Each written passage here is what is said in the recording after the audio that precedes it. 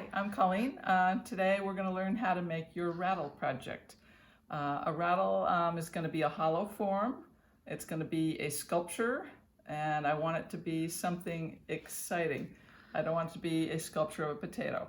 You will read about the things I don't like in the module, in the assignment. But anyway, so we're going to make a hollow form, and I'm going to teach you to make a hollow form by making some pinch pots. Now you know how to make a pinch pot. That was your last project. And I have made 2 pinch pots. These pinch pots are, I left a little bit more thickness at the top edge of these because we're going to want to join them together. And you don't want like a razor thin rim because it's not going to have enough surface area to join. So even though this part is 1/4 of an inch thickness, you remember how to test that by stabbing it and measuring it with your needle tool, but you will want to leave the rim a little bit thicker. So remember when we were learning how to join clay, we joined it by scoring and slipping. So we're going to score and slip these 2 surfaces, and since they're about the same size, we'll be able to join those together. But since this is going to be a rattle, we will need to put some little beads inside. This is how to do this, and don't forget this step. So you're going to make some little beads, and I would make a couple of them, and just little balls of clay. Doesn't matter really what they look like because they're going to be inside and you'll never see them again.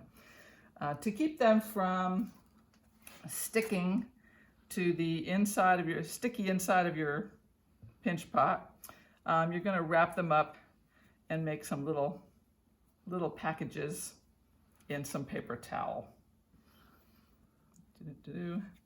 The paper towel will burn away when we fire it in the kiln and leave just the bead behind. So those are your pieces that are going to rattle, and you're going to just drop those in there, and then you can go about scoring and slipping your 2 halves here.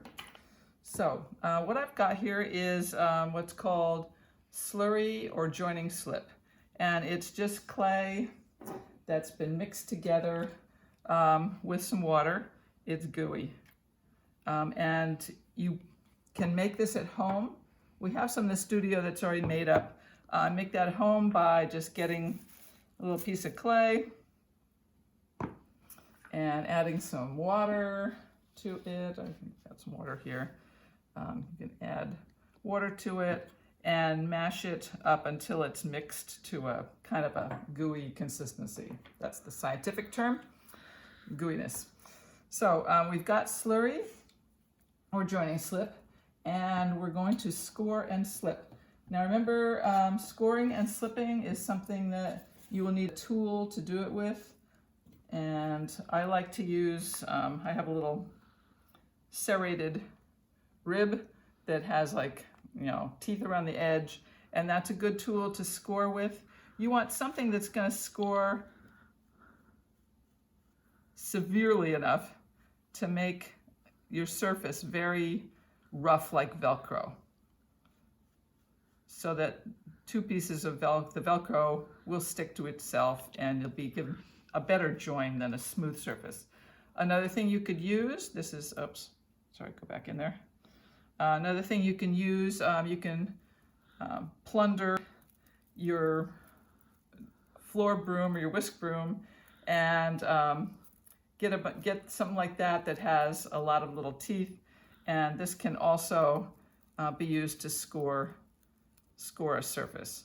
You can do it with a needle tool, but it takes a lot of scoring to get it rough. So not the best tool, but it could work in a pinch as long as you get enough scoring that it looks very rough.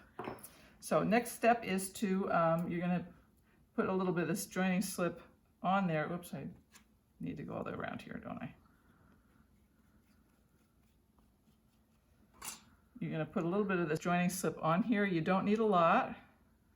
don't have so much that it's going to all squeeze out, but just a little bit will help. It's not exactly glue, but it does help join these together a little bit.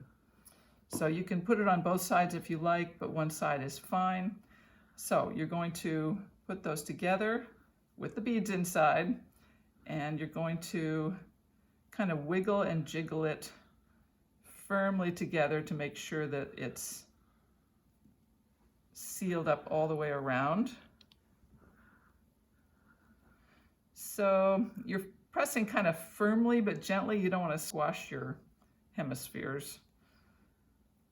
And once you think it's pretty good on there, and it doesn't feel like it's going to come apart when you pull on it, you've got this seam. So to help join it together even more, you can take your fingertips and like squash the clay back and forth. I like to use a tool of some kind, and you can press one side down and then go around and press the other side up. So this will take a minute, so I'm going to do that.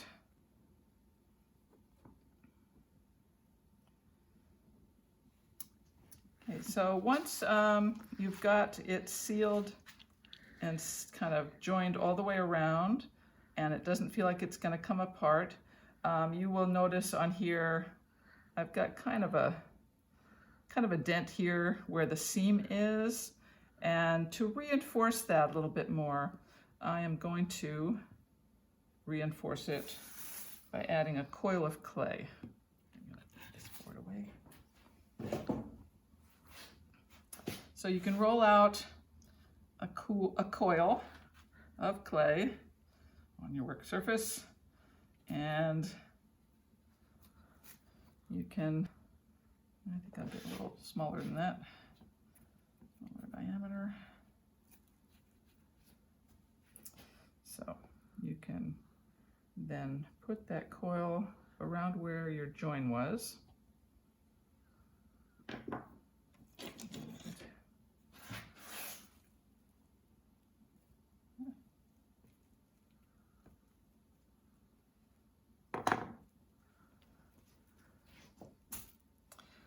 And then with that, you can also, make sure it's firmly on there. And you will also be smearing that to either side. So I'm going to smear it that way, all the way around. Sorry, this part is not exciting video.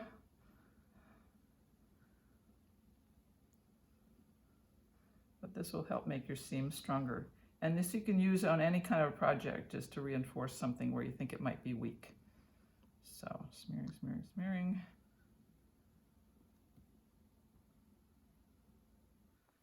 But this will hold together, and I can continue on with my demo here. All right, so I could smooth this even more. So now I've got something that, it's a potato. This should not be what your rattle looks like. Don't make a potato. Also, don't make a softball, a moon, a pokeball, a softball, a soccer ball, basketball. You get the idea. Make something a little more interesting that's going to be fun. So once you've got it at this point, you can actually alter the shape a little bit. And you could start, instead of with two round hemispheres, you could do squares, triangles, anything you like. At this point, it has air inside. So it's going to be a little bit stronger than it was when it was just a floppy,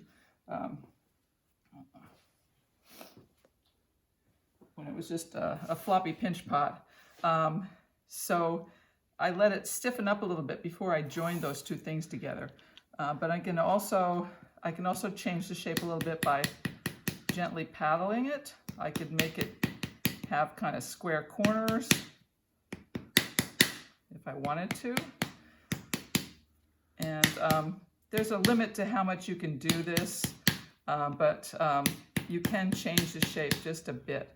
So now I've got a square potato.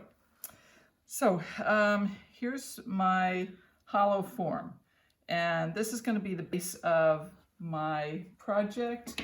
I think I shall make a small animal. So I'm going to say I need a head on this animal, and I'm going to add a head onto this by making another little pinch pot. All right. So anytime you're going to add something that's going to be thicker than 3/4 of an inch, this is a solid ball, it's already 3/4 of an inch, which would be too thick to add. So I'm going to make a little tiny pinch pot to make a head on my little ugly animal. All right, so there's something. And remember, when you're going to join something, you will need to score and slip. So I think this head is going to go, let's see, we'll put it on this end. This is where the head's going to go. I'm going to mark where it's going to go just by making a little light line on here. And then we'll need to score it and slip it. So I'm scoring. Never make it nice and rough. I'm going to add a little bit of this joining slip on there.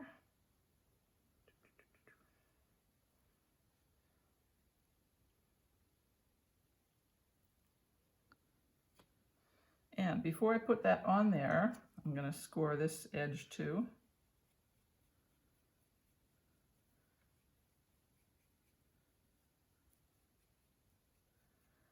And I'm going to drill a hole.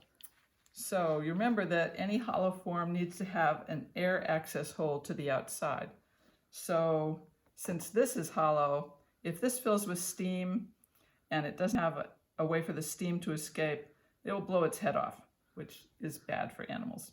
So I'm going to drill a little hole here so that whatever steam is in here can travel through here.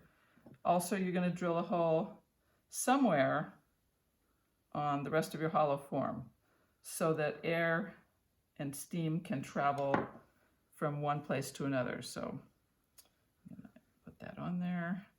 Remember, wiggle and jiggle it until it's really firmly on there. Isn't this a horrible looking animal? And I'm going to join it securely on here, but not in a beautiful way, but in a functional way. Okay, so it's got a head, and any steam that gets formed in here can go through the body and out the bottom. Here is something that I made a similar one, so that air is in here, it can go through the body and out. You'll notice this was made this same way, and where the joint is, I couldn't smooth the inside, of course, because it's on the inside. But since I did such a good job on the outside, that's fine. So if you want to add other things on here, it can be done. Say you want this to be let's see, we'll make it a little sheep. You can make little horns. If you're going to add something that is smaller than 3/4 of an inch in diameter, you don't need to make that hollow. So you can just make it a regular piece that you're just adding in. But also always you will need to score and slip. So scoring, dab stuff on there. And also this part.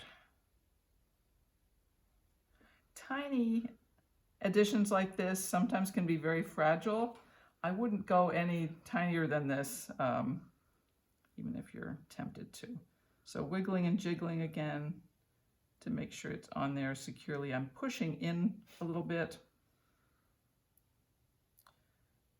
and I'm not squeezing it right there where I'm joining it. So I'm not getting too much of a weak spot. If it looks like there's a weak spot, you can take a tiny snake of clay and go around there and join that to reinforce it.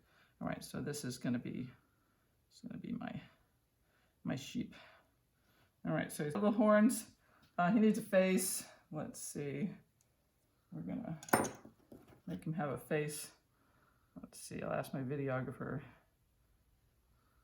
Should it be a happy sheep or a sad sheep? Whatever you want. But I love him.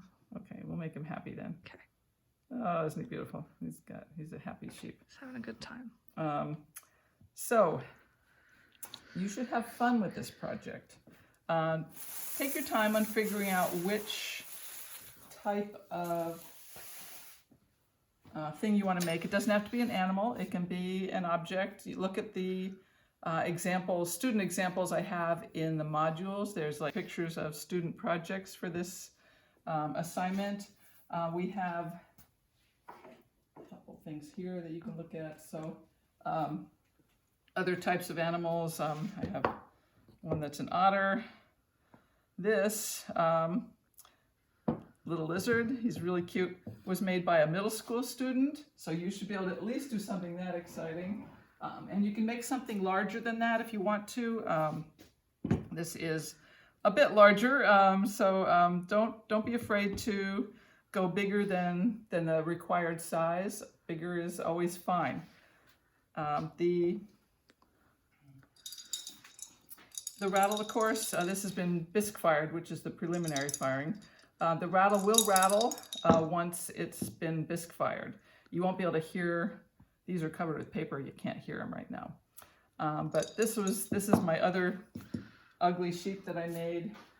This was a sheep that was left by a student. It's also been bisque fired. So in terms of your grading success, this, which was made in like 5 minutes, may not get the highest grade. Will not. A sheep like this will, of course, get a much higher grade. It's been looked at from all the different sides. She's like really made an effort to make it nice. So have fun with this, and I think that is all we need to say.